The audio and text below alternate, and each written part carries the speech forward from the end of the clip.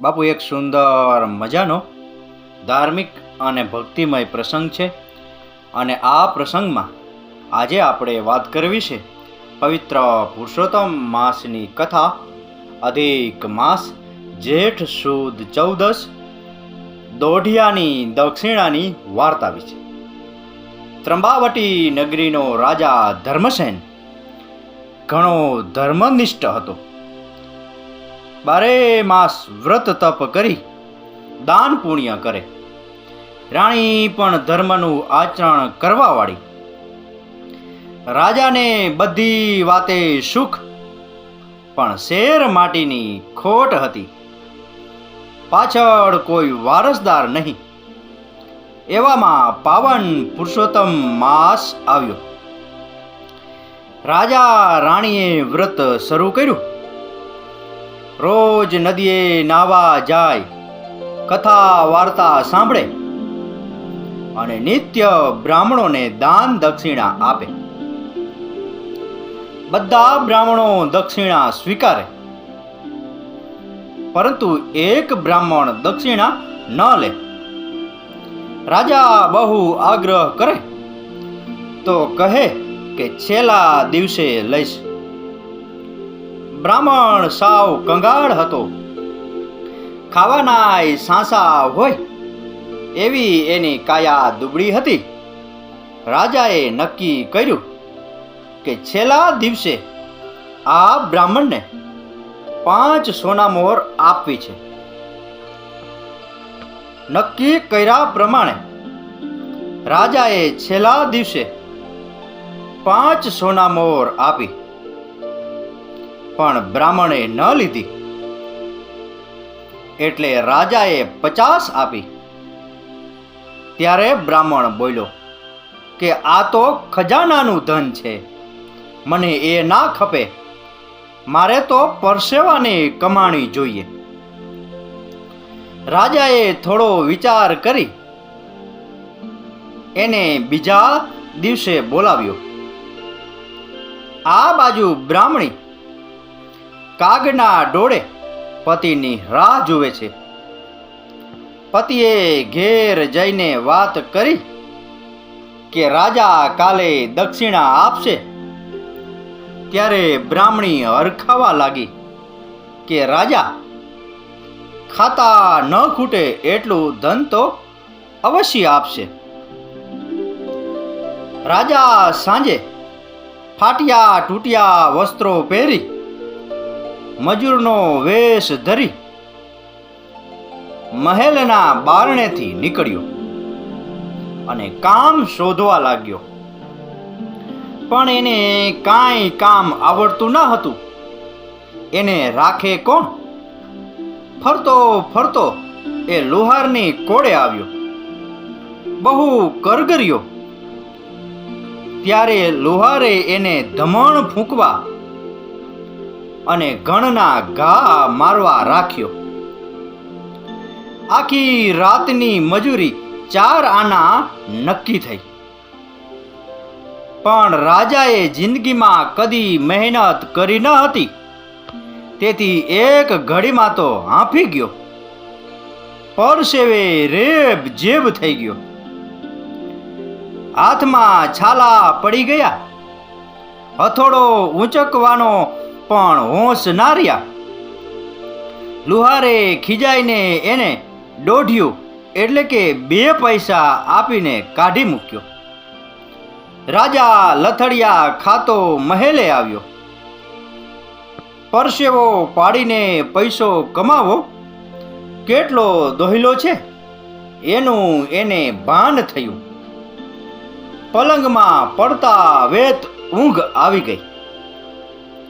સવારે બ્રાહ્મણ આવ્યો. રાજાએ પ્રણામ કરીને દક્ષિણામાં દોઢિયું આપ્યું. બ્રાહ્મણે પ્રેમથી દક્ષિણા સ્વીકારી અને રાજાને આશીર્વાદ આપ્યા કે ધન્ય છે રાજા તમને. તમે મને તમારા પરસેવાની કમાણી આપી. ભગવાન તમારી સર્વ કામના પૂરી કરશે. ભગવાન પુરુષોત્તમની કૃપાથી ટૂંક સમયમાં જ તમારે ત્યાં રાજનો વારસદાર જન્મશે. રાહ જોતી બ્રાહ્મણીના હાથમાં દોઢિયું મૂક્યું. બ્રાહ્મણી તો દોઢિયું જોતા જ ભડકી ઉઠી અને રોષે ભરાઈ. દોઢિયાનો ઘા કરી પતિને ભાંડવા લાગી. મૂરખ વેદીઓ કહીને ઘર ગજાવી મૂક્યું, પણ બ્રાહ્મણનું રૂવાડું ન ફરક્યું. બન્યું એવું કે એ દોઢિયું જઈને તુલસી ક્યારામાં પડ્યું. બીજા દિવસે ત્યાં છોડ ઉગ્યો. થોડા સમય પછી છોડને શીંગો આવી. વિચિત્ર છોડને જોઈને બ્રાહ્મણીને નવાઈ લાગી. તેણે શીંગ તોડી જોયું તો અંદર દાણાને બદલે સાચા મોતી હતા. બ્રાહ્મણી તો હરખાતી પતિ પાસે દોડી ગઈ. બ્રાહ્મણ સમજી ગયો કે આ તો રાજાના પરસેવાની કમાણી ઉગી છે. તે પુરુષોત્તમ પ્રભુની કૃપા માનીને સ્તુતિ કરવા લાગ્યો. બ્રાહ્મણ એક મોતી લઈ બજારમાં વેચી આવ્યો. રોકડા 2000 રૂપિયા મળ્યા. પછી તો જોત જોતામાં બ્રાહ્મણ ધનવાન થઈ ગયો. જેના ઘરમાં ધનનું ઝાડ હોય એને શું મણા. બ્રાહ્મણે સદાવ્રત બાંધ્યું, અન્નદાન વસ્ત્રદાન કરવા લાગ્યો. જેમ જેમ લોકોને ખબર પડી તેમ તેમ બધા ધનનો છોડ જોવા આવવા લાગ્યા.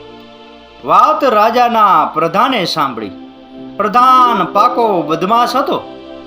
તેણે આ છોડને પચાવી પાડવાનો દ્રઢ નિર્ધાર કર્યો અને 10 માણસોને લઈ આવ્યો.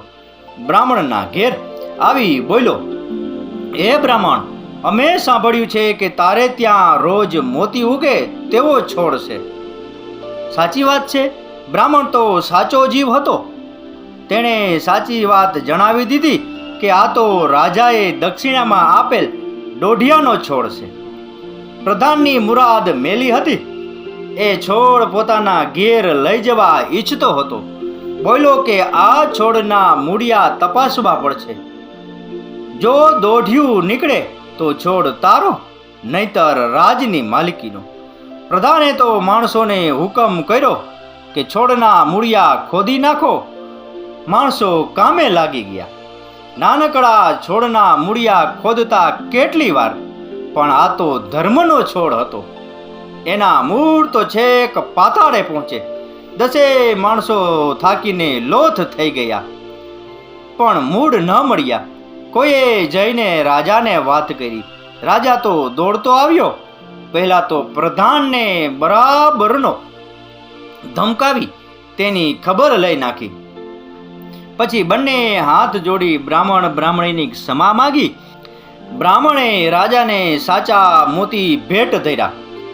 બ્રાહ્મણના આશીર્વાદના પ્રતાપે રાજાને ઘેર પારણું બંધાયું ને સૌ સારાવાના થયા. હે પુરુષોત્તમ પ્રભુ, તમે જેવા બ્રાહ્મણ બ્રાહ્મણીને ફળ્યા એવા સૌને ફળજો. બોલો પુરુષોત્તમ ભગવાનની જય. તો બાપુ, આ હતો પવિત્ર પુરુષોત્તમ માસની કથા.